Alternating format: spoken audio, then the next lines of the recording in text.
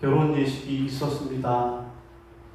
목사님 아들, 딸들이 결혼하고 장가가고 시집가는데 3번 있었던 것 같아요. 그리고 노예 총대로 나오시는 장로님들 중에도 3가정이 있었어요. 2달 동안에 6가정의 결혼 예식이 있었습니다. 제가 다 가지는 못하고 목사님들 자녀 결혼 예식에 참석을 했습니다. 그런데 요즘 결혼식 문화가 많이 변화되었습니다. 어떻게 근래 결혼식 다녀보셨습니까? 옛날 결혼식하고는 분위기가 아주 많이 달라졌습니다. 자, 어떤 것들이 달라졌던가요? 첫 번째로는 주례 없는 결혼, 주례자가 없는 결혼이 많아졌습니다. 전에 저한테도 어떤 분이 그러더라고요. 목사님 와서 그냥 기도만 해주세요. 목사를 결혼 예식에 부르는데 주례자로 부르는 것이 아니라 와서 기도 순서에 기도만 하고 가세요. 그런 분들이 많더라고요. 그런가 하면 또 축제 분위기로 그렇게 결혼 예식을 합니다. 주례를 빼고 그 자리에 뭘 집어넣어요? 축가와 축하의 순서들을 집어넣어서 그렇게 축제적인 분위기로 결혼식을 진행하는 것을 보았습니다. 그런데 이런 결혼식 문화에 짚어볼 것이 한 3가지 있겠습니다. 첫째는 스몰 웨딩을 지향해야 되지 않을까라는 거예요.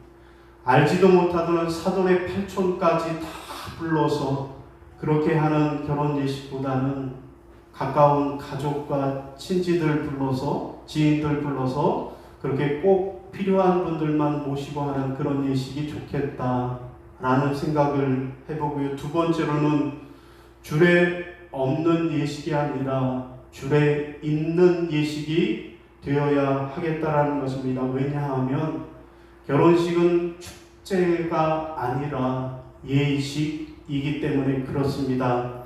3번째로는 참석하는 사람들도 예의를 지켜야 하겠다라는 거예요. 언제 가보니까 결혼식장에 등산복 입고 오는 분들이 있더라고요. 왜냐하면 빨리 밥 먹고 등산 가겠다라고.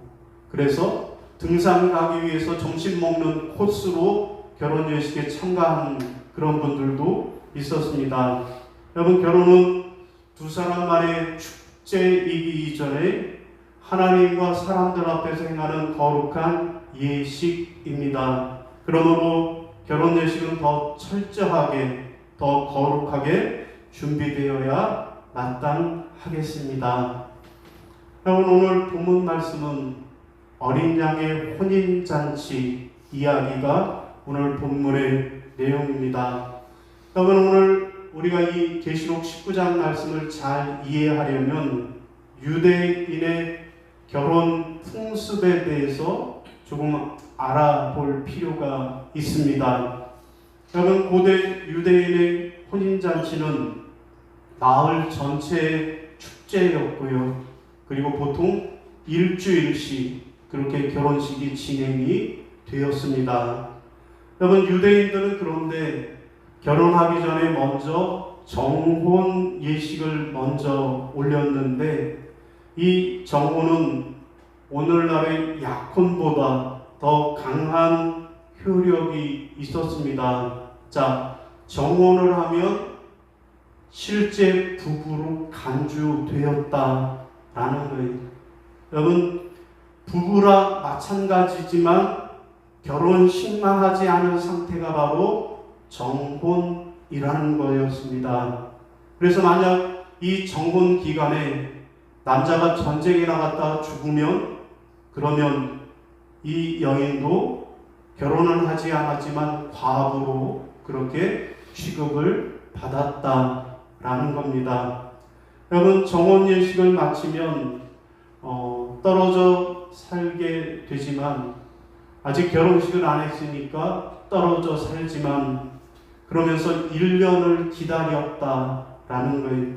자, 이 기간에 남자는 열심히 집을 준비하고 또 신부는 살림살이를 준비했습니다. 요즘은 혼인 날짜를 양가가 의논해서 결정하지만 고대 유대인의 사회에서는 전적으로 신랑 아버지가 결정을 했습니다. 신랑 아버지가 자, 이제 모든 것이 준비됐으니 가서 신부를 데려와라 라고 하면 그러면 가서 신랑이 신부를 데려오게 됩니다. 그런데 신부 가정에는 통보하지 않는다라는 거예요. 그래서 신부 측에서는 신랑이 언제 올지 모르니까 오직 깨어 준비하면서 신랑이 오기만을 간절히 기다렸다라는 것입니다. 여러분, 오늘 우리의 믿음도 마찬가지입니다. 우리와 예수님은 이미 정혼한 사이입니다. 그러나 정혼을 했지만 아직 정식 결혼식은 이루어지지 않았습니다. 우리 주 예수님이 마지막 때 재림하실 때 그때 어린 양의 혼인잔치, 정식 혼인잔치가 열리게 되는 것입니다. 여러분, 따라서 우리의 믿음은 한마디로 마지막 어린 양의 혼인잔치를 준비하기 위해서 그렇게 결혼식을 준비하는 생활이 우리의 신앙생활이다 라는 사실을 기억해야 할 것입니다. 그러면 우리가 장차 어린 양의 혼인잔치에 참여하기 위해서 우리가 준비해야 할 것은 무엇일까요?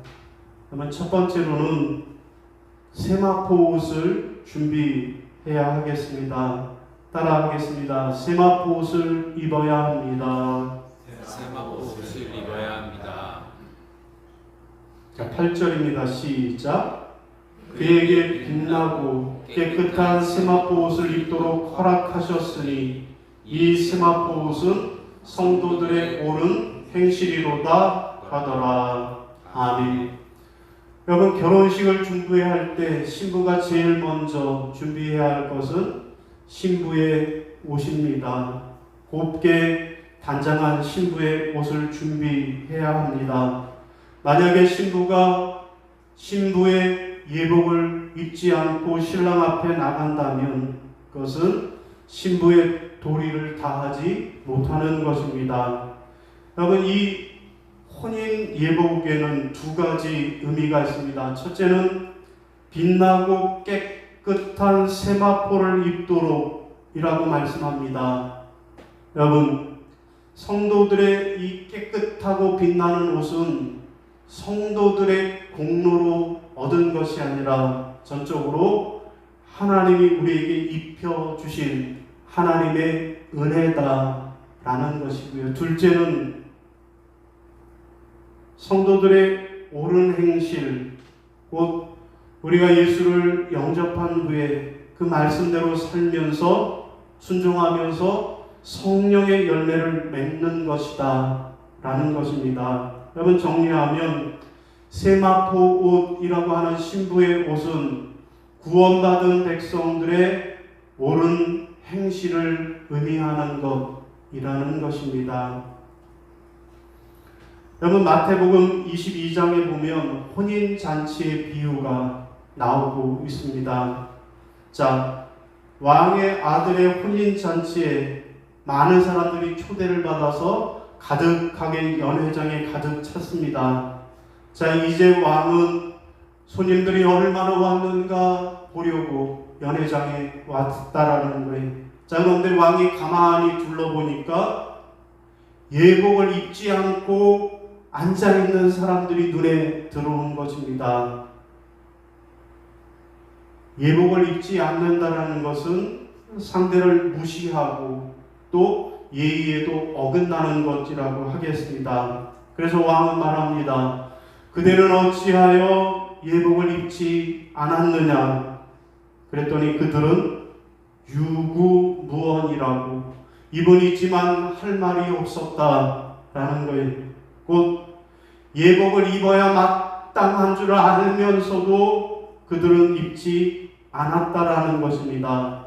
여러분, 다시 말하면 우리가 예수를 믿어서 성경 말씀을 잘 알고 있으면서도 그 말씀대로 살지 못하고 부정한 삶을 살고 있다라는 그런 의미이겠습니다.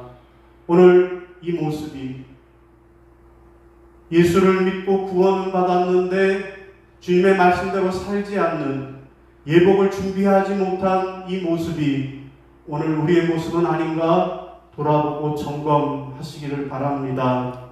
여러분, 주일 성수, 거룩한 삶, 성경을 읽고 기도하고 찬양하는 삶을 사는 것이 마땅하진 알고 있지만, 그러나 실천하지도 않고 삶의 변화가 없다라는 것입니다. 내가 가서 다시 옷을 갈아입고 오겠다고 용서해달라고 하는 회개가 없다라는 겁니다. 자, 이 왕은 어떻게 합니까? 그 수족을 결박하여 바깥 어두움에 내어 던지라.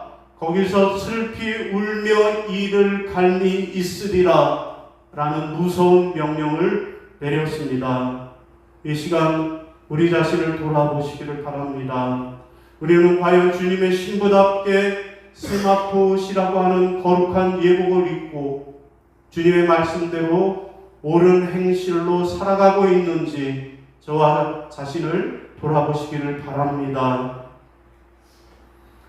여러분, 일본에서 한 집회가 열렸는데 그 주제가 하나님께 영광 돌리는 삶, 어떻게 하면 우리가 하나님께 영광을 돌리며 살 수 있는가 라고 하는 주제로 발표를 했다라는 거예요. 이때 한 소녀가, 어린 소녀가 나와서 이 주제에 대해서 이렇게 발표를 했습니다. 어느 봄날 나의 어머니는 작고 보기가 흉한 검은 꽃씨를 조금 가져와 심었습니다.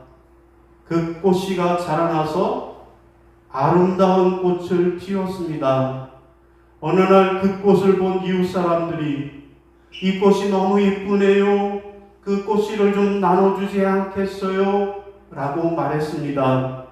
여러분, 만일 그 이웃 사람들이 그 꽃씨만 보았다면, 작고 검고 흉하게 생긴 그 꽃씨를 보았다면 결코 꽃씨를 달라고 요구하지 않았을 것입니다. 그러나 그들이 꽃이 아름답게 핀 것을 보았기 때문에 그 씨를 달라고 했던 것입니다. 여러분, 그렇습니다. 기독교도 이와 마찬가지입니다. 우리는 우리의 이웃과 친구들에게 성경의 진리에 대해서 가르쳐 줍니다. 그런데 그 성경의 진리가 매우 어렵기에 그들은 전혀 관심을 갖지 않는 것처럼 보입니다. 그러나 이런 진리들이 우리의 삶 속에서 친절한 말과 착한 행실로 꽃피는 것을 본다면 그들은 당신들의 이런 삶이 너무나도 아름답고 멋지군요 라고 감탄할 것입니다. 그러므로 우리는 우리의 말보다는 우리의 삶 자체를 통해서 예수 그리스도를 전파해야 할 것입니다. 사랑하는 여러분, 여러분은 주님의 신부가 되길 원하십니까? 그렇다면 거룩한 세마포 옷을 입고 옳은 행실로 복음을 전파하는 주님의 아름다운 신부들이 다 되시기를 주님의 이름으로 부탁을 드립니다. 자, 두 번째, 우리가 어린 양의 혼인잔치를 준비하려면 어떻게 해야 합니까? 둘째로는요, 예수를 증언해야 하겠습니다. 따라하겠습니다. 예수를 증언해야 합니다. 예수를 증언해야 합니다. 10절이에요. 시작. 내가 그 발 아래 엎드려 경배하려 하니 그가 나에게 말하기를 나는 너와 및 예수를 증언 받는 내 형제들과 같이 된 종이니 삼가 그리하지 말고 오직 하나님께 경배하라. 예수의 영은 예언의 영이라 하더라. 아멘. 여러분 지금 본문 10절이 무슨 말씀일까요? 무슨 상황일까요? 사도 요한이 천사의 말을 듣고 그 앞에 엎드려서 경배하려고 하는 그런 상황입니다. 자, 이 모습을 본 천사가 깜짝 놀라면서 자기에게 경배하지 말고 오직 하나님께만 경배하라 말리는 상황입니다. 곧 요한이 천사에게 경배하려고 하니까 천사가 나에게 경배하지 말고 하나님께만 경배하라 말리는 상황입니다. 여러분 여기 오직 하나님께 경배하라 라고 하는 말씀 다음에 왜냐하면 이라는 단어가 빠져 있는 거예요. 여러분 그러면 이 왜냐하면 이라는 단어를 넣고 다시 번역해 보면 이렇습니다. 너는 오직 하나님께만 경배하라. 왜냐하면 나도 예수 그리스도를 증거하는 종에 불과하며 심지어 예수 그리스도를 증거하는 것도 오직 예언의 영 성령께서 하시는 일이다. 그러므로 내가 경배받을 이유가 없다라는 거예요. 그럼 그렇습니다. 예수를 증거하는 것은 하나님의 소관이지 천사나 인간의 몫이 아니라는 것입니다. 단지 천사나 인간은 예수를 증언하는 하나님의 도구라는 말씀입니다. 여러분, 모든 성도는 예수를 증거하는 증인이요, 또 예수를 세상에 소개하는 중매자라는 말씀인 것입니다. 여러분, 그러므로 어린 양의 혼인잔치를 준비하는 모습은 사도 바울처럼 중매자로 살아가는 것입니다. 여러분 다시 말해서 우리는 어린 양의 혼인잔치를 준비하면서 세상 사람들에게 예수를 소개하고 예수를 또 세상에 초대하면서 살아야 하겠다라는 것입니다.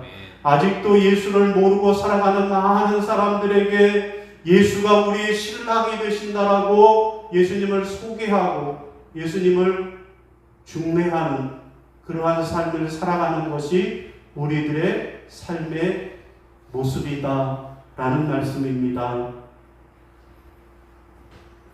여러분 어느 시골교회 목사님이 하루는 장로님 댁에 신방을 했다라는 거예요. 그랬더니 장로님 얘기를 듣다 보니까 당시에 집안 형편도 어렵고 그리고 전쟁 끝나고 얼마 안 돼서라 정식 결혼식도 올리지 못하고 부인 권사님하고 그냥 살고 있다라는 거예요. 그랬더니 이 부인 권사님이 남의 결혼식에 가서 신부가 예쁜 드레스 입고 결혼식 하는 것만 보면 혼자서 훌쩍훌쩍 우는 모습을 봐서 마음이 안 좋다라는 이야기를 들은 거예요. 자, 그래서 그 다음 주일에 설교 제목은 예수님은 신랑, 우리는 신부라는 제목으로 목사님이 설교를 했습니다. 자, 설교를 거의 마칠 때 목사님이 갑자기 한 가지 제안을 했습니다. 우리는 우리 신랑 되시는 예수님의 신부로 영적 결혼을 한 부부관계입니다. 자, 그 말씀을 실감나게 이해하도록 이 자리에서 한번 재현해 보겠습니다. 라고 말했습니다. 교회 안에는 호기심과 긴장감으로 술렁거렸습니다. 자, 목사님은 장로님에게 자리에서 일어나시라고 하고 준비된 멋진 양복을 한 벌 주어서 갈아입고 오시라고 했습니다. 그리고 부인 권사님에게는 이쁜 한복을 주면서 가서 권사님도 갈아입고 오세요 라고 했다라는 거예요. 예배 드리다 말고 갑자기 예배 시간에 결혼식이 진행이 된 것입니다. 드디어 결혼식이 시작되었고 멋지게 차려입은 장로님이 앞에 서서 웨딩 마치와 함께 자기를 향해 걸어오는 신부를 아주 흐뭇한 눈으로 그렇게 바라보면서 감격의 눈물을 흘렸습니다.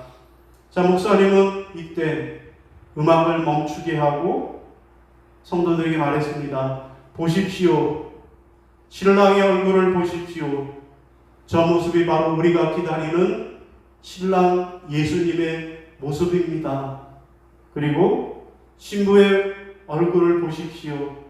저 이쁘고 환한 얼굴이 바로 신부된 우리들의 얼굴입니다.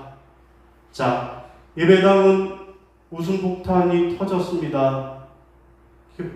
꽃다발과 함께 결혼 사진도 함께 찍었습니다. 여러분, 목사님의 중매와 목사님의 주례로 결혼식은 단 5분 만에 끝났다라는 거예요. 그러나 그날의 예배는 모두에게 평생 잊지 못할 감격스러운 예배로 기억에 남았다라는 것입니다. 여러분, 우리는 그리스도의 중매자입니다.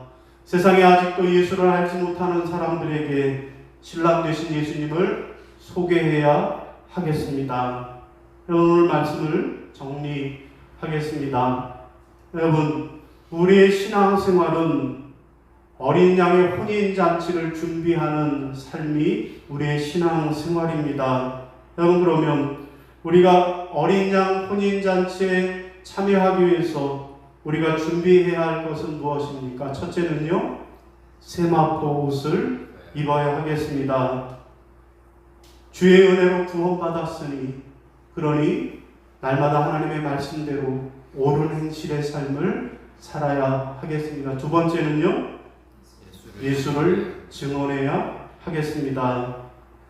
예수의 중매자가 되어 아직도 세상에 예수를 알지 못하는 사람들에게 예수를 소개하는 삶을 살아야 하겠습니다. 여러분 모두가 세마포의 옷을 입고 옳은 행실을 하시고 또 예수 그리스도의 중매자가 되어 복음을 전파함으로 어린 양의 혼인잔치를 준비하는 그러한 삶을 살아가시기를 주님의 이름으로 축원합니다. 아멘. 예, 자리에서 일어나셔서 비전 찬양